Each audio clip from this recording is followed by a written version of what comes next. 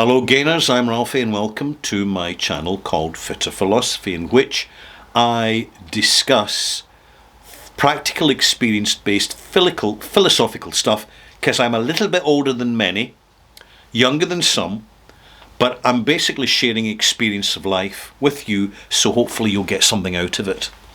And my subject is part of a series called Navigation, or Navigating, and my topic is finances. The constant companion to the human condition is money. We need it. The more we have, the more we think we've got. But the more money we have, the more trouble we can get ourselves into.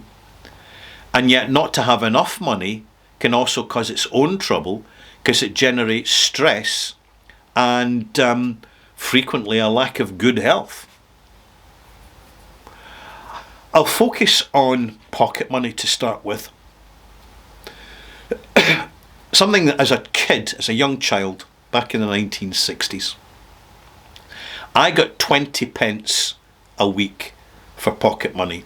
I remember when I was a teenager and my pocket money went up to 50 pence, but it never went higher than that.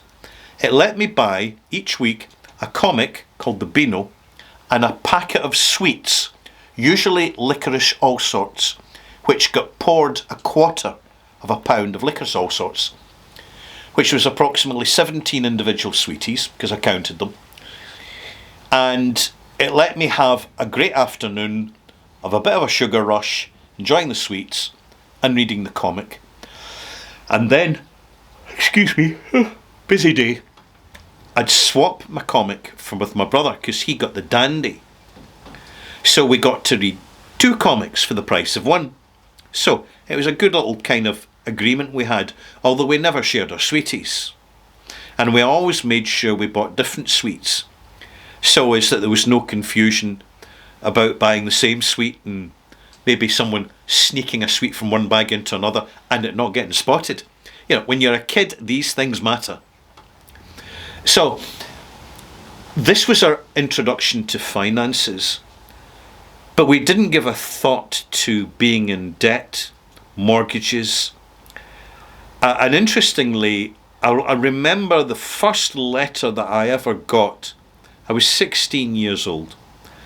And it was the first letter that was actually addressed to me, which wasn't a birthday card from a relative. And it had my name, and it was a plain official brown envelope with a little plastic window with the address inside. And it addressed me by my full name, all in capital letters. I thought nothing of it. Didn't think anything of it at all. Because I didn't know any better and I hadn't been educated by my parents. And it turned out it was my national insurance number. Now, national insurance numbers in the UK is your identification for registering as a taxpayer. Because when you, every person, when they are born, having received a birth certificate, and heaven help you if you don't have one, that'll get into a lot of trouble, because everybody has to be documented in the system, because we're all economic units supplying wealth to the system, of which we get a proportion back, or are allowed to keep a small proportion for ourselves. For some people, that's a big struggle, because the system allegedly is particularly greedy, particularly in people who earn less. I would suggest it's possibly a good sound argument to that, but who really knows, if you know what I mean. We learn a little bit of finances at school, in other words, how to add up and do sums, a little bit of mathematics, basic stuff. But what we're not told at school is how to open a bank account, until the banks appear at the school, and then a nice, lovely person, all done up in a suit and tie and looking very businesslike, shows the kids how to take out a credit card. And the convenience, always that word included, the convenience of buying now and paying later, and just think you can make your dreams come true. What the bank representative does not declare is the fact that this is a process of usury. It's a fictional invented process of usury which is mutually agreed to exist. Finances are fairy dust, but we need it to have something manageable that everybody agrees is the norm and it will work in the system. In antiquity, and they're still discovering them, old Roman coins and Greek coins that contain semi-precious metals, which have been pared, shaved and clipped in order to devalue the currency. This is perfectly human behaviour, and we have to navigate the value of ourselves in terms of money.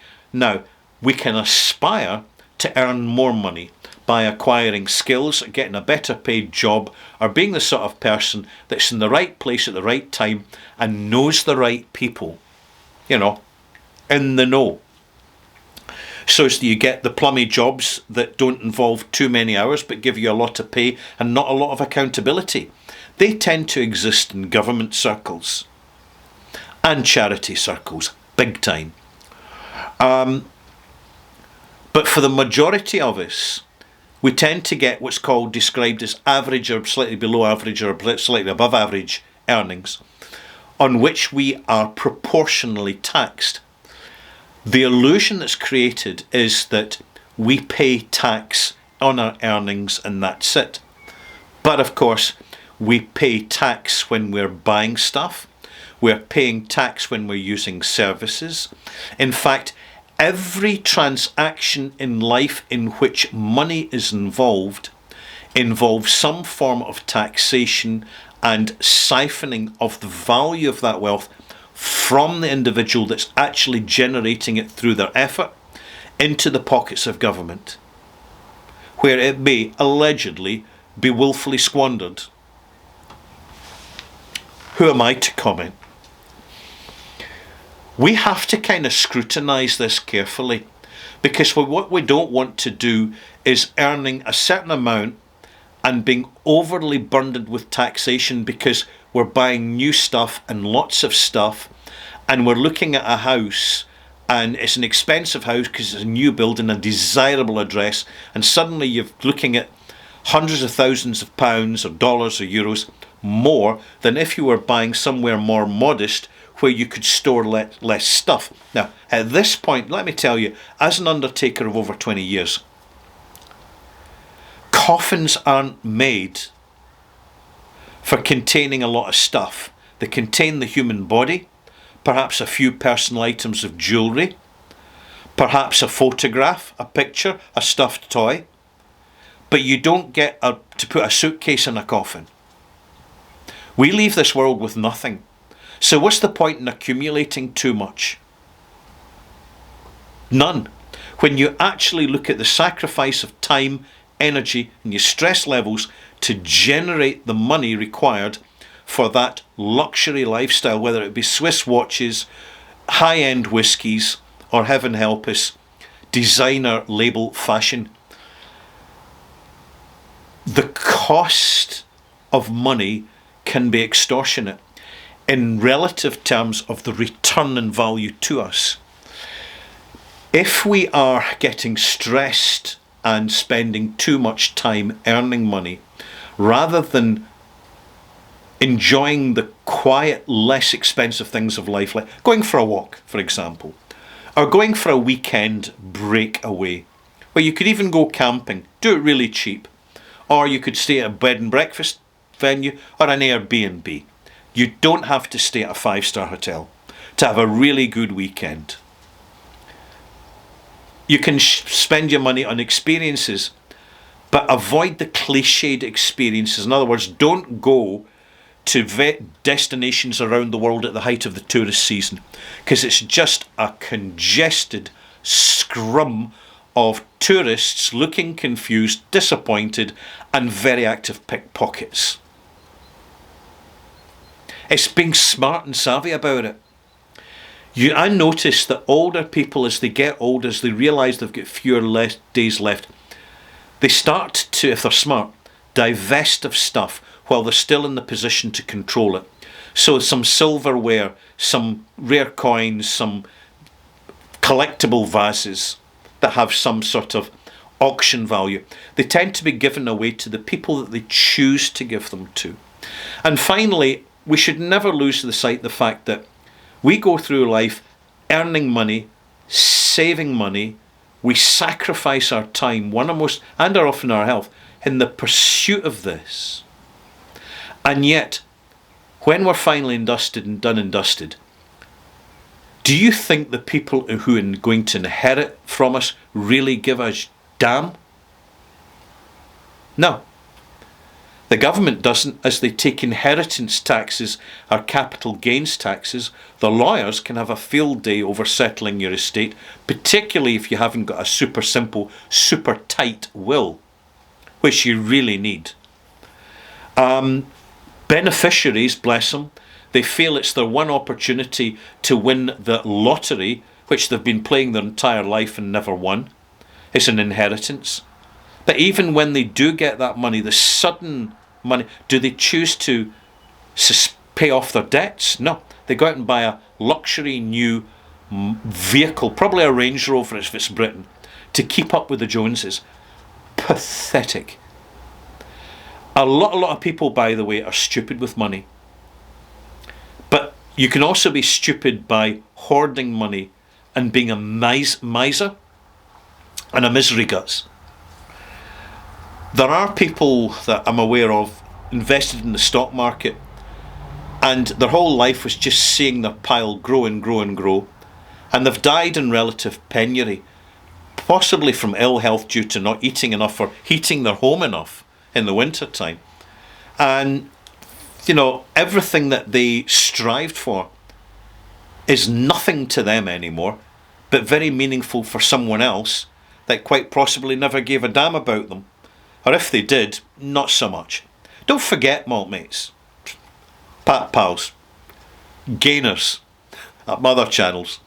Don't forget, within 2 generations, we're invisible again. Nobody gets remembered as they are. They may get remembered as caricatures like Leonardo da Vinci, or Genghis Khan, or Martin Luther King. That's not the real people that are being remembered. These are reinventions and contexts of certain events and happenings and legacies. So don't be naive about it. It's a small part of navigating. To have enough is to have a lot, and you'll always have more if you're not carrying any debt. Have a little bit of surplus change in cash, maybe some precious metal, but not a lot, not too much, because it will be manipulated, because everything is. And basically invest in yourself, invest in skills, and always put a price in your time, because you can look at a day ahead and say, by the way, if I don't do anything today, the value of the time I get to myself is more precious than anything I could spend money on. And there you have it. Bye-bye.